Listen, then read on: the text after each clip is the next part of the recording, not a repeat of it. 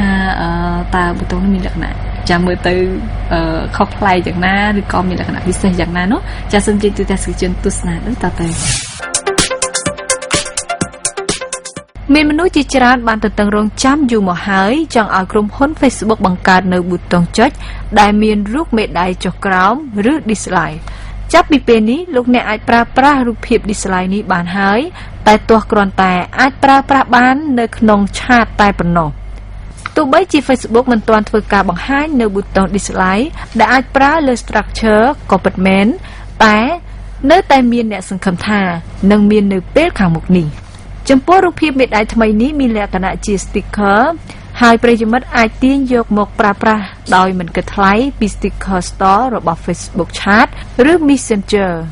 ក្នុងនោះផងដែរក្រៅពីមេដាយ dislike ក៏នៅមាន sticker មេដាយប្លែកៗជាច្រើនទៀតដែលគួរឲ្យចាប់អារម្មណ៍មិនធ្លាប់មានពីមុនផងដែរ